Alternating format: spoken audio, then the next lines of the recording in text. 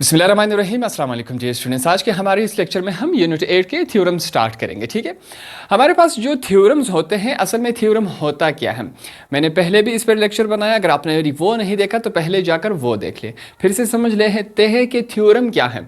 Theorem कोई ऐसा rule या ऐसी बात जिसको हम साबित कर सके, उसे हम क्या कहते हैं, थ्योरम कहते हैं। ठीक है, थ्योरम्स की तरफ आते हैं। थ्योरम आपके पास पूरी दुनिया में, फॉर एग्जाम्पल हमारे पास ये जो थ्योरम है, अब ये पूरी दुनिया में ये वाला थ्योरम सेम ही रहेगा। ठीक है, जिस तरह आपके क्वेश्चंस होते हैं कि बलूचिस्तान बोर्ड का क्वेश्चन अलग, पंजाब का अलग होता है, सिंध का अलग होता है, तो हमारे पास थ्योरम ऐसे नहीं होते। ये जो आपके पास थ्योरम है ये पूरी दुनिया में बिल्कुल सेम ही है। अब हम क्या करेंगे, हम अक्सर क्या करते हैं, एक्सरसाइज की थ्योरम नहीं देखते, डायरेक्ट क्वेश्चंस की तरफ आ जाते हैं। जब तक हम थ्योरम नहीं सीखेंगे तो आप क्वेश्चन सॉल्व नहीं कर सकते। ठीक है, एक्सरसाइज 8.1 के जितने भी क्वेश्चन है, आप इन थ्योरम्स को बिना समझे वो सॉल्व नहीं कर सकते। तो पहले हम थ्योरम समझेंगे कि थ्योरम होता क्या है, क्या करना होता है हमने। ठीक है, अब देखिए, जिस तरह आपके पास इस यूनिट का जो थ्योरम है 8.1, पहले हम इसको समझेंगे। थ्योरम आपके पास यहाँ तक, जितना यहाँ तक है ये वाला सिर्फ दिया जाता है।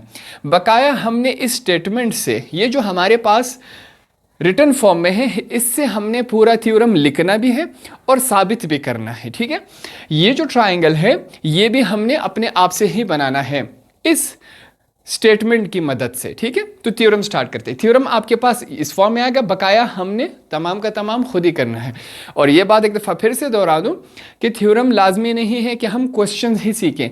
थ्योरम जो है, हमने पहले थ्योरम सीखना होता है, इस थ्योरम की मदद से फिर हम बकाया क्वेश्चन सॉल्व कर लेते हैं, क्योंकि हमें थ्योरम का कॉन्सेप्ट मालूम होता है। थ्योरम की तरफ चलते हैं। हमारे पास ये जो थ्योरम है इसको पढ़ते हैं। In an obtuse angle. अब एब्ट्यूज एंगल इससे पहले मैं वीडियो बना चुका हूं, अगर आपने वो नहीं देखा तो पहले जाकर वो देख ले। अब एब्ट्यूज एंगल क्या होता है, एक दफा फिर से समझ लेते हैं। एब्ट्यूज एंगल ट्राइंगल हम उसे कहते हैं जिसकी जो डिग्री होती है, जिसका जो एंगल होता है वो 90 डिग्री से बड़ा हो। यहां पर देख लें, मैं आपके समझाने के लिए लिख लेता हूं। मैं लिखता हूं मोर देन 90 डिग्रीज। ठीक है, 90 डिग्री से कोई भी एंगल, अगर एंगल बड़ा हो तो उसे हम क्या समझेंगे, एब्ट्यूज एंगल ट्राइंगल समझेंगे। अब इसके समझने के लिए आप क्या करेंगे, देखिए इस तरह का हम एक ट्राइंगल बना लेंगे। ठीक है, ट्राइंगल बना ले, ये जो एंगल है हम 90 से बड़ा कर सकते हैं। अब देखिए यहां इस ट्राइंगल में मेरे पास डी है। ठीक है, ये मैंने बिल्कुल सेंटर यहां पर रख दिया। अब मुझे अंदाजा नहीं हो रहा कि आपको दिखाई दे रहा है कि नहीं दे रहा। ये जो 90 एंगल है हमारे पास, बिल्कुल ये जहां पर मैंने मार्कर रखा हुआ है, हमारे पास जो 90 एंगल है वो बिल्कुल यहां पर है। और हमारी जो लाइन है, अगर यहां पर मैं देख सकूं तो हमारी जो लाइन है 110 पर है। आपकी डी में शायद हो, जो डी में होता है हमारे पास जो नंबरिंग लिखी है, जो एंगल्स लिखे हैं वो दो लिखे, एक नीचे वाला है, एक ऊपर वाला है। जो हमारे पास एंगल राइट साइड पे बनेगा उस पर हमने ऊपर वाला देखना है। ठीक है, ऊपर वाले में अगर देखें दो नंबर्स लिखे होंगे, एक नीचे है एक उससे ऊपर है। डी में आप देखें तो 90 के बाद ऊपर वाले में हमारे पास क्या है, 100। तो यहां पर हमने क्या पढ़ा था कि एब्ट्यूज एंगल ऐसे एंगल को कहते हैं जो 90 डिग्री से बड़ा हो। यहां पर हमने चेक किया 90 डिग्री हमारा कहां पर आता है, 90 डिग्री हमारा यहां है। एंगल कहां बना, हमारे पास 110 पे है। फॉर एग्जाम्पल हमारे पास कहाँ है, 110 पे। तो 90 एंगल से अगर कोई एंगल बड़ा हो तो उसे हम क्या कहते हैं, एब्ट्यूज एंगल ट्राइंगल कहते हैं। ये बात हमने सीखी। फिर से अब यहां पर इस पूरे थ्योरम को हमने हमारे पास जो ट्राइंगल है इसकी मदद से हमने समझना भी है और इसको फिर प्रूफ भी करना है। सबसे पहले हमने जैसे ही ये पढ़ा, इन एन एब्ट्यूज एंगल ट्राइंगल, हमने ऐसा ट्राइंगल बनाना है जिसका एंगल 90 डिग्री से बड़ा हो। हमने डायरेक्ट बना दिया। यहां तक बनाने के बाद अब हम क्या करेंगे, यहां पर बिल्कुल डॉटेड लाइन से पहले हम ये बना लेते हैं। हमने क्या करना है, बिल्कुल स्ट्रेट यहां पर डॉटेड लाइन से आपने भी बना लेना है। ये आगे हमें समझ आएगा कि ये हमने क्यों बनाया। किस काम के लिए बनाया, हमारी ये हेल्प कैसे करेगा, ठीक है। ये तमाम बातें हम समझेंगे। ये मैंने इस तरह डॉटेड लाइंस लगाई यहाँ पर, इस यहाँ से भी हम इस डॉटेड लाइन को पूरा कर लेते हैं ताकि ये जो लाइन है वो मुकम्मल हो सके। यहाँ पर देखें, ये मुकम्मल मैंने इसको यहाँ पर कर दिया। अब ये जो हमारे पास ट्रायंगल है, इस ट्रायंगल को हम कुछ नाम देंगे। कोई भी नाम आप दे सकते हैं, इस पर कोई पाबंदी नहीं है, ठीक है। यहाँ पर देखें, मैं क्या नाम देता हूँ इसको, देखें ए बी, इसको हमने क्या नाम दिया, सी का। एंगल कहाँ पर था, एंगल यहाँ पर बन रहा था। कैसा एंगल बना, 90 डिग्री से ज़्यादा था। ये जो एंगल है 90 डिग्री से ज़्यादा है। यहाँ तक बातें क्लियर हो। ये डॉटेड लाइंस हमने लगाई, इसको मैं, इस पॉइंट को मैं क्या नाम दूंगा, सी के बाद क्या आता है, डी। आप कोई भी नाम इसको दे सकते हैं। अब नेक्स्ट स्टेप में हम क्या करेंगे, ये जो कुछ साइड्स हैं हमारे पास, इस साइड्स को हम नाम देंगे। क्या नाम देंगे, यहाँ पर देखें, ये जो पूरा साइड है बी से लेकर सी तक, इसको हम क्या नाम देते हैं, ए का। ये बात आपने समझी। ए से लेकर सी तक ये जो पूरा है, इसे हमने क्या नाम दिया, बी का नाम दिया। बी से लेकर ए तक जो मुकम्मल है, इसको हमने क्या नाम दिया, सी का नाम दिया। यहाँ तक बातें क्लियर हुई। ए से लेकर डी तक जो है, इसे हमने एक्स का नाम दिया। डी से लेकर सी तक जो है, इसे हमने एच का नाम दिया। आप कोई भी नाम दे सकते हैं, इससे फ़र्क नहीं पड़ता। बेहतर यही होगा कि हम जो हमारे पास बुक में जो नाम दिए गए हैं, हम भी वही नाम देंगे। अब यहाँ तक तमाम बातें क्लियर हो गई। आगे हम चलेंगे। आगे हमारे पास क्या है, ट्राइंगल हमने पहले खुद ही बना लेना है। अच्छी बात यह है, हमारे लिए आसान रहेगा कि हमें एंगल नहीं बताया गया है। एब्ट्यूस एंगल 90 से बड़ा है, आप यू भी बना सकते हैं, यू भी बना सकते हैं, कहीं भी बना सकते हैं, उस पर पाबंदी नहीं है। हम कोई भी एंगल बना लेंगे ट्राइंगल जो 90 से बड़ा हो, फिर ये डॉटेड लाइन हम खुद बना लेंगे। पहले हम ये ट्राइंगल बना लेंगे। ट्राइंगल के बाद अब क्या करेंगे, थोड़ा सा हम अपने आसानी के लिए कुछ चीज़ें करेंगे। इसको पढ़ते हैं। In an obtuse angle triangle, एक एब्ट्यूस एंगल ट्राइंगल में the square on the side opposite to the obtuse angle, जिस एंगल पर एब्ट्यूस एंगल बना है उसके ऑपोजिट साइड पे, उसके मुखालिफ साइड पे। ये जो इंग्लिश लिखा गया है, इसका मतलब ये है कि इन एन एब्ट्यूस एंगल ट्राइंगल, किसी एब्ट्यूस एंगल ट्राइंगल में द स्क्वायर, स्क्वायर किसे कहते हैं, किसी भी वैल्यू पर हम क्या करें, स्क्वायर लगा दे। यहां पर समझे, 10 स्क्वायर हैं, ये करते हैं। किसका स्क्वायर है, ऑन द साइड, किस साइड का स्क्वायर है, opposite to the obtuse angle. Obtuse angle कहां पर बना हुआ है, यहां पर हमारे पास बना। इसका ऑपोजिट क्या है, बिल्कुल हमारे पास ये है। कहता है कि इसका हमने स्क्वायर लेना है। हमारे पास ये क्या है, बी से लेकर सी तक है। अब आपके आसानी के लिए मैं क्या करूंगा, एम, एम से क्या है, मेजरमेंट, ठीक है, बी सी, इसके ऊपर लाइन लगा दिया। अब मेजरमेंट को समझते हैं। इस m का मतलब क्या है कि सिंपल सी बात है, b से लेकर c तक जो लाइन है, जो पैमाइश है, इसे हम क्या कहते हैं इंग्लिश में, मेजरमेंट। मेजरमेंट b से लेकर c तक, इसके ऊपर जो लाइन है, इसका मतलब क्या है कि b से लेकर c तक एक लाइन है। फिर से द स्क्वायर, हमने स्क्वायर लिया, ऑन द साइड, किस साइड का स्क्वायर लेंगे, opposite to the obtuse angle, जहां पर एब्ट्यूस एंगल बना है। एब्ट्यूस एंगल क्या है, जो 90 डिग्री से बड़ा हो। जहां पर एब्ट्यूस एंगल है, उसका ऑपोजिट जो साइड है, उसका हमने स्क्वायर लेना है, ठीक है। अब the square on the side opposite to the obtuse angle is equal to, यहां पर हम क्या लगाएंगे, is equal to the sum. Sum किसे कहते हैं, जमा करते, जमा करने को कहते हैं। किस चीज को जमा करेंगे, यहां पर देखें।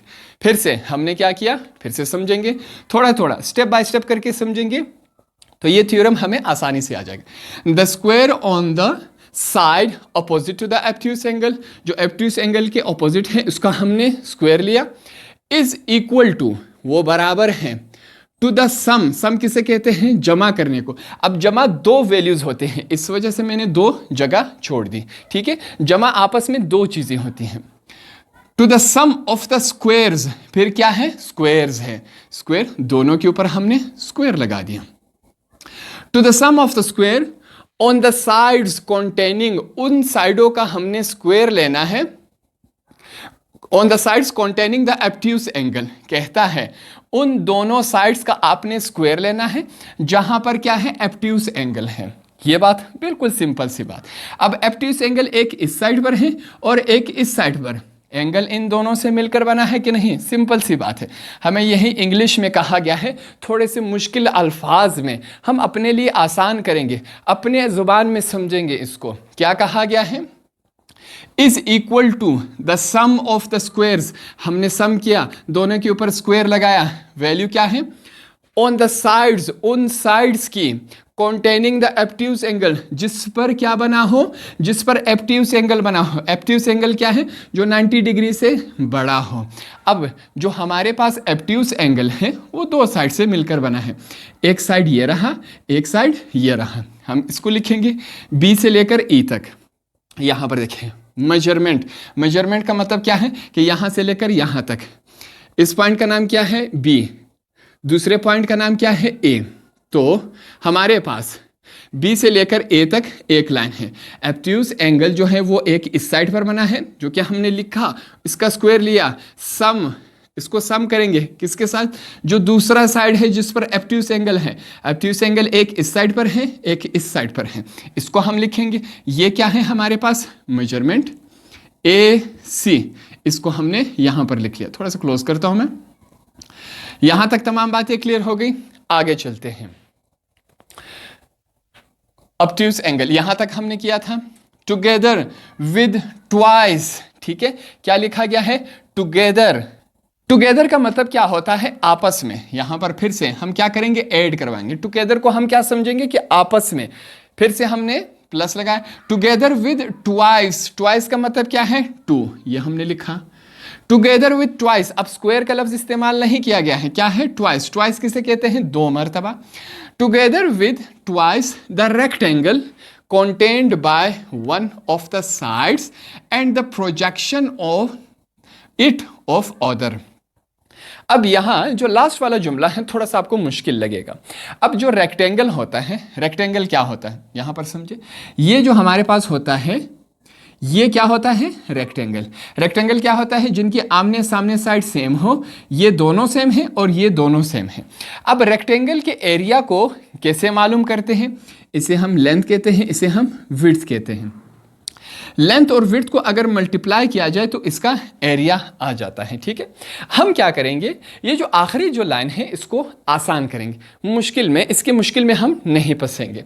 क्या कहा है, टुगेदर, यहां पर together with twice the rectangle content by one of the sides, एक साइड की बात कही गई है, and the projection of on it of other. अब प्रोजेक्शन किसे कहते हैं, इस बात को समझे। फॉर एग्जाम्पल हम क्या करते हैं, ये ज़मीन पर कोई हमने ऐसी लकड़ी लगा दी, ठीक है, ये ज़मीन पर एक लकड़ी है, यहाँ पर क्या होगा, सूरज होगा। सूरज की रोशनी इस पर पड़ेगी तो इसका साया ज़मीन पर आएगा कि नहीं आएगा, बिल्कुल आएगा। फिर से हम ट्राई करते हैं, अगर हम ज़मीन पर दिन के वक्त कोई ऐसी चीज़ टेढ़ी लगा दें, सीधी नहीं टेढ़ी लगा दें, यहाँ पर अगर सूरज हो, सूरज की रोशनी ऐसे सीधे पड़ेगी, जब जैसे ही सीधा पड़ेगी तो इसका जो साया होगा वो यहाँ पर बनेगा कि नहीं, बिल्कुल बनेगा। तो ये जो हमारे पास एंगल था, इस एंगल का ये जो डॉटेड में मैंने लगाया है, जो नुक्तों में मैंने बनाया है, वो इस एंगल का क्या है, साया है। ये बात आपने समझी। अब जो प्रोजेक्शन वर्ड है इसका हम क्या मतलब लेंगे, साया लेंगे। क्या कहा है कि twice rectangle containing by one of the sides, ये साइड जो है, ये वाला साइड और इसका साया, तो हम इसको लेंगे। कैसे लेंगे, यहाँ पर B से लेकर A तक मैं लिखूंगा, मेजरमेंट B से लेकर A तक, और अब आपस में कोई सम का, सम मतलब जमा करना, जैसे कि यहाँ पर सम था, हमने सम किया। अब इस लाइन में हमारे पास सम का लफ्ज नहीं आया है, तो हम क्या करेंगे, कोई भी हमारे पास साइन इन दोनों के बीच में नहीं आएगा। एक ये साइड क्या कह रहा है, contained by one of the sides, एक हम ये साइड लेंगे और दूसरा इसका जो साया है, जो प्रोजेक्शन है, प्रोजेक्शन हमारे पास कहाँ बना, ए से लेकर डी तक। ये जो हमारे पास सीधा है इसका साया कहाँ बना, ए से लेकर डी तक। ये हम लिखेंगे मेजरमेंट ए से लेकर डी तक। यहां तक तमाम बातें क्लियर हुई। अब हमने क्या किया, ये तमाम चीजें जो हैं ये हमने कहां से, इस ट्राइंगल, और ये जो हमने इक्वेशन निकाली है ये हमने इस तमाम जो हमारे पास तहरीरी फॉर्म में दिया गया है, जो रिटर्न फॉर्म में है, जो थ्योरी की फॉर्म में है, ये हमने इसको यहां से निकाला। सबसे पहले हमारा कॉन्सेप्ट क्लियर होना चाहिए। जैसे ही हमारा कॉन्सेप्ट क्लियर होगा तो ये तमाम चीज़ें हम आसानी से कर सकते हैं। अब ये जो अमल था हमने क्या किया, अपने लिए रफ वर्क पे किया। ठीक है, क्या किया हमने, इसको अपने लिए रफ वर्क में किया। आपके पास एग्जाम्स में सिर्फ ये वाला हिस्सा जो मैंने ब्लैक मार्कर से लिखा है आपके पास ये दिया गया होगा। सेकंड स्टेप आप क्या करेंगे, इस तरह का एक ट्रायंगल बना लेंगे। अब आपको कैसे पता कि ट्रायंगल कैसे बनेगा, यहां पर सिंपल सी बात है, क्या लिखा गया है कि एब्ट्यूस एंगल है। एब्ट्यूस एंगल, ऐसा ट्रायंगल, ट्रायंगल को तो आपको पता है कि उसके 3 साइड होते हैं, कि ऐसा ट्रायंगल जिसका एंगल 90 डिग्री से बड़ा हो, तो आप कोई भी ट्रायंगल बना ले और इसका एंगल 90 डिग्री से बड़ा कर दें, 95 कर दे, 100 कर दे, 105, 110, कोई भी एंगल कर दे। जैसे ही हम एंगल करेंगे तो इसका यहाँ पर डॉटेड लाइन से एक साया बना दें, सिंपल सी बात। फिर हमने क्या किया, जो हमारे पास कोने थे, जो पॉइंट्स थे, इन तमाम पॉइंट्स को हमने क्या किया, नाम दिया, बिल्कुल दिया इनको नाम। जैसे ही नाम दिया फिर हमने क्या किया, ये जो तमाम हमारे पास थ्योरम दिया गया था रिटर्न फॉर्म में, इसको पढ़कर समझकर हमने ये तमाम इक्वेशन निकाल ली। ठीक है, शायद एक दफ़ा आप ये वीडियो देख ले, आपके समझ में नहीं आया होगा। मुझे उम्मीद है कि आपको 100% समझ आया, क्योंकि मैंने बहुत ही आसान अल्फाज में, इंग्लिश का मैंने बिल्कुल इस्तेमाल नहीं किया, आसान अल्फाज में, उर्दू में मैंने आपको ये थ्योरम समझा दिया। ठीक है, तो आप थ्योरम के बाद डायरेक्ट रेक्टेंगल बनाएंगे, सॉरी ट्रायंगल बनाएंगे, डायरेक्ट थ्योरम के बाद ट्रायंगल बनाएंगे। ट्रायंगल के बाद आप क्या लिखेंगे, गिवन लिखेंगे। गिवन हम क्या करेंगे, अब इस ट्रायंगल को देखकर हम यहाँ पर कुछ चीज़ें लिखेंगे। ये आप अपने अल्फाज में भी लिख सकते हैं और ये वाले अल्फाज अगर आप याद कर सकते हैं ये भी आप कर सकते हैं। अब यहाँ पर हमने क्या लिखा गया, हम क्या करेंगे, ये जो हमारे पास है ABC is a triangle having an obtuse angle at A। हमने कहा कि ABC ये एक ट्रायंगल है और इस ट्रायंगल पे जो एब्ट्यूस एंगल है वो कहाँ पर बना है, A पर। यहाँ पर देखें, जो चीज़ें, जो ट्रायंगल हमने बनाया, यहाँ पर जो बनाया, अब उसी बनाने के तर्ज को हम यहाँ पर इंग्लिश में लिखेंगे। ये जो गिवन है, गिवन का मतलब क्या है कि क्या क्या चीज़ें हमने की है। हमने सिंपल सी एक ट्रायंगल बनाया, ये जो चीज़ें, ये जो पहला लाइन है यहाँ तक, इसको मैं समझा रहा हूँ आसान अल्फाज में। हम क्या लिखेंगे कि हमने एक ट्रायंगल बनाया, उस ट्रायंगल का जो एब्ट्यूस एंगल है वो कहाँ पर बना, A पर बना, ये हमने लिखा है। ड्रॉ CD, ठीक है, परपेंडिकुलर ऑन BA। हमने C से लेकर D तक एक डॉटेड लाइन बनाई जो कि परपेंडिकुलर है। परपेंडिकुलर ऐसे ज़मीन पर बिछाए हुए कहते हैं, किसके परपेंडिकुलर है, BA के। BA के परपेंडिकुलर हमने एक डॉटेड लाइन लगाई C से लेकर D तक, यह हमने लिखा है। प्रोड्यूस टू D, ठीक है, B से लेकर आगे हमने बढ़ा दिया, यहाँ से लेकर D तक हमने आगे बढ़ा दिया। So that measurement AD is the projection of the AC। तो हमारे पास A से लेकर D तक जो है वो साया है, किसका साया है, A से लेकर C तक। ये जो AD है ये साया है, किसका साया है, A से लेकर C तक। ये हमने लिखा हुआ है on measurement BA produced। और जो यहाँ पर ये कहाँ से बनाया गया है, जो BA है यहाँ से ऊपर गया है, जो साया है वो नीचे बनाया गया है। ये तमाम चीज़ें हमने लिखी। अब जो काम हमने यहाँ पर रफ वर्क में किया था वो यहाँ पर टू प्रूव हम अगला हेडिंग देंगे। टू प्रूव हम ये तमाम इक्वेशन यहाँ पर मैं लिखूँगा। इसको कॉपी कर लेते हैं, ऊपर हमने रफ वर्क में किया था ताकि हमें समझ आ सके। ठीक है, ये हमने लिखा इज इक्वल टू, फिर ब्रैकेट है मेजरमेंट BA स्क्वायर कर देंगे प्लस अगला ब्रैकेट क्या है, मेजरमेंट AC होल का स्क्वायर प्लस 2, दो ब्रैकेट हैं हमारे पास, इसको सॉल्व करते हैं। हमारे पास क्या है, मेजरमेंट बी ए। ये जो ऊपर इनके मैं लाइन लगा रहा हूं, इसका मतलब क्या है कि यहां से लेकर वहां तक एक लाइन है, मुकम्मल लाइन है। फॉर एग्जाम्पल ए डी के ऊपर लाइन है, ए से लेकर डी तक एक लाइन है, इसका मतलब हमारे पास ये है। अब यहां पर देखिए हम एक और काम भी कर सकते हैं। ये जो बी सी है, बी से लेकर सी तक, इसको हमने क्या नाम दिया, ए का। यहां पर देखिए ए का square is equal to B A, B A को हमने क्या नाम दिया, सी का, हम सी का स्क्वायर कर सकते हैं, प्लस ए सी को हमने क्या नाम दिया, बी का, हम बी का स्क्वायर भी कर सकते हैं, प्लस टू बी ए, जो बी ए है इसको हमने क्या नाम दिया था, सी का। जो ए डी है इसको हमने क्या नाम दिया, एक्स का। तो यहां पर हम क्या लिखेंगे, x लिखेंगे। जो ए डी है इसको हमने x का नाम दिया, जो b से लेकर a तक है इसको हमने c का नाम दिया। तो उस ऊपर वाले फार्मूले को हम ऐसे भी लिख सकते हैं, ऐसे भी लिख सकते हैं, दोनों सेम है। जो ऊपर वाला है वो सिंपली क्या है कि b से लेकर c तक एक लाइन है, नीचे वाले में हमने क्या किया कि b से लेकर c तक जो लाइन है इसको हमने a का नाम दिया। ये थोड़ा सा छोटा हो जाएगा, ये थोड़ा सा बड़ा हो जाएगा। अब टू प्रूफ के बाद नेक्स्ट स्टेप में हम इसको प्रूफ करके दिखाएंगे। तो हम टू प्रूफ तक लिख चुके हैं, इसके बाद इसको आपने दोबारा नहीं लिखना। उसके बाद हम क्या करेंगे, इसको प्रूफ करेंगे। प्रूफ करने के लिए हम इस तरह एक चार्ट बना लेंगे। इस चार्ट में हम स्टेटमेंट और रीजन के दो हमारे पास कॉलम्स होंगे, इसमें हमने प्रूफ कर लेना है। सबसे पहले जो हमारे पास ये जो हमारे पास ट्राइंगल है, इस ट्राइंगल को हमने दो हिस्सों में कन्वर्ट कर दिया। ठीक है, कैसे? सबसे पहले ये जो CACD है, ये वाला जो हिस्सा है इसको मैंने बाहर निकाल कर यहां पर रख दिया। इस ट्राइंगल को पहले हम इसको सॉल्व करते हैं। स्टेटमेंट में हम सबसे पहले लिखेंगे। अब आप कहेंगे कि ये चीज़ें आपने पहले से लिखी, अगर मैं बाद में लिखवाना स्टार्ट करूं तो ये काफ़ी लंबा हो जाएगा, आपके लिए समझना मुश्किल हो जाएगा। इस वजह से जो लिखा है इसको मैं डायरेक्ट समझा रहा हूं। हम क्या करेंगे, इस तरह दो कॉलम्स बनाएंगे, एक में स्टेटमेंट, एक में रीजन। सबसे पहले हम क्या लिखेंगे, इन राइट एंगल ट्राइंगल। इस निशान का मतलब क्या है कि ट्राइंगल है, ट्राइंगल के तीन कोने हैं, क्या नाम दिया गया है, ADC। हमारे पास ADC, इसको हमने अलग कर दिया। ठीक है, पहले हम इस ट्राइंगल पर काम करेंगे जो कि क्या है, ADC। रीजन में हम लिखेंगे गिवन, हमारे पास ये गिवन में मौजूद था।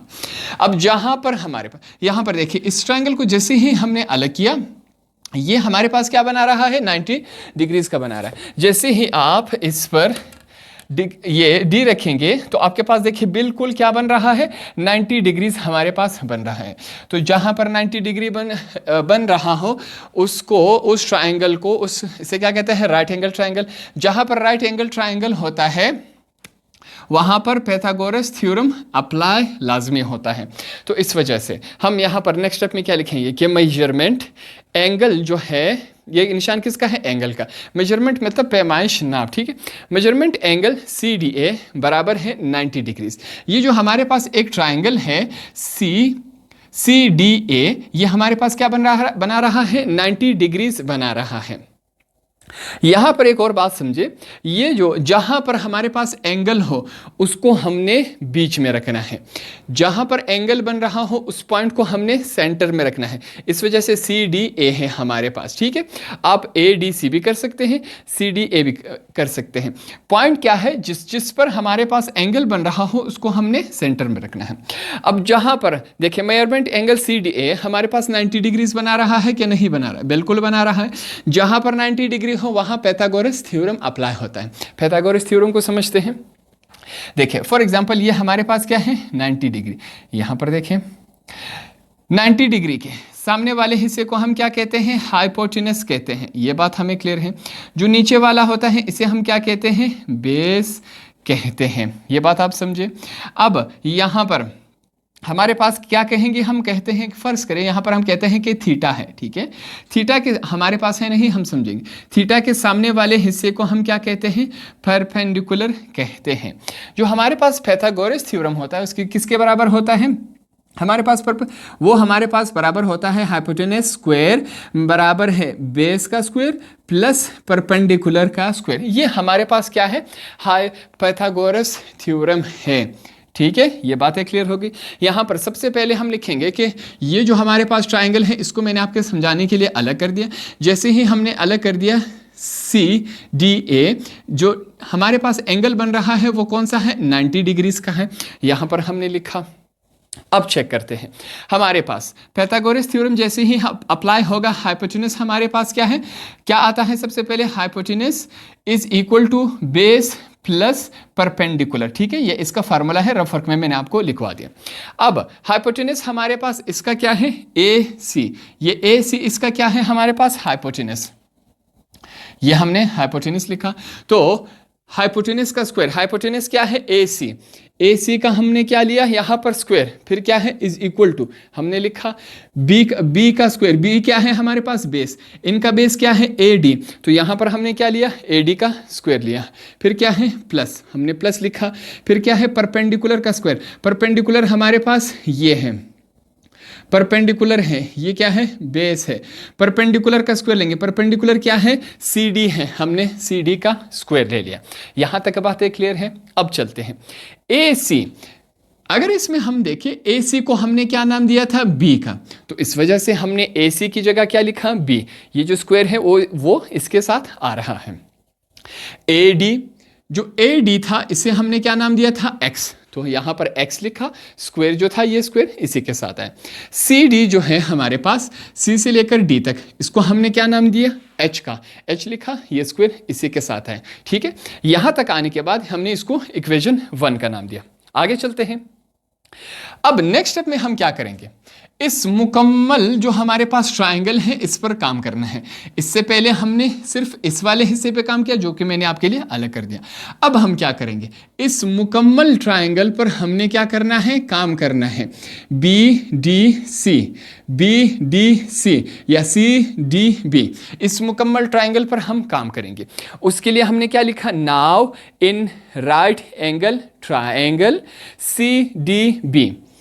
CDB, इस पर हमने काम करना है। काम करते हैं। हमारे पास अगर हम देखें जो हमारे पास एंगल बन रहा है वो यहां पर बन रहा है, कौन सा एंगल है, D से चेक करेंगे, जो पॉइंट है यहां पर बिल्कुल D का सेंटर रखेंगे। हमारे पास फिर से देखिए क्या बन रहा है, 90 डिग्रीज बन रहा है, ठीक है। तो हमारे पास जहां पर 90 डिग्री, हम क्या लिखेंगे, मेजरमेंट, इस निशान को एंगल कहते हैं। CDB जो है, ये जो एंगल है CDB का वो क्या बना रहा है, एंगल कौन सा बना रहा है, 90 डिग्रीज। 90 डिग्रीज कहां पर है, हमने अभी चेक किया, ये वाला 90 डिग्रीज बन रहा है, ये हम लिखेंगे। उसके बाद अब चेक करते हैं, जहां पर 90 डिग्रीज बन रहा हो राइट एंगल ट्रायंगल, वहां पर क्या लगता है, पाइथागोरस थ्योरम लगता है।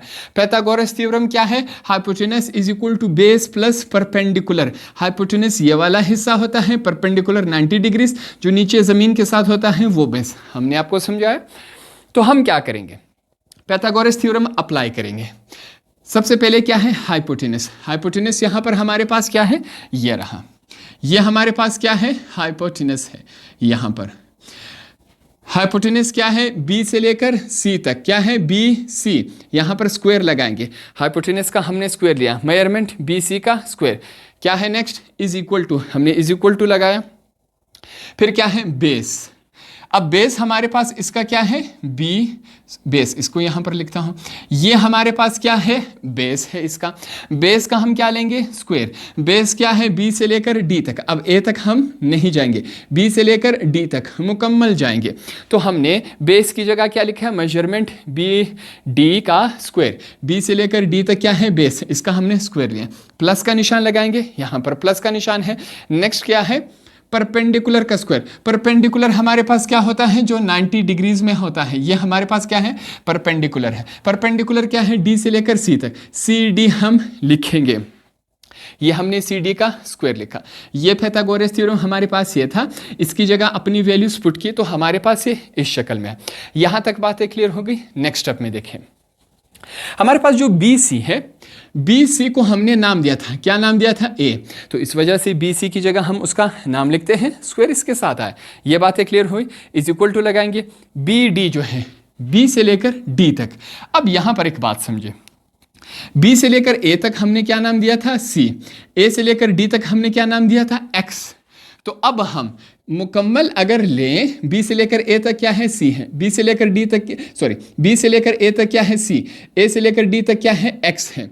अगर हम मुकम्मल लें बी से लेकर डी तक तो इन दोनों को आपस में प्लस करवाया जाएगा। तो इस वजह से हमारे पास जो बी डी है, बी से लेकर डी तक, हमने इनको क्या नाम दिया था, सी और एक्स का, इनको हम प्लस की शक्ल में लिखेंगे, सी प्लस एक्स, स्क्वायर लगाएंगे, ये स्क्वायर आया, प्लस आया, प्लस के बाद क्या है, सी डी, सी डी को हमने क्या नाम दिया था, एच का, तो इसकी जगह हमने क्या लिखा, एच लिखा, उसका स्क्वायर डाल दिया। यहाँ तक तमाम बातें क्लियर होगी, बिल्कुल आसान है। यहाँ पर इसको आपने यहाँ देखें रफ वर्क में, a प्लस बी होल का स्क्वायर, इसको हम ये समझ लेते हैं, ये हमारे पास एक फार्मूला है, ये किसके बराबर होता है, a का square plus 2ab plus b का स्क्वायर, ये इसके बराबर होता है।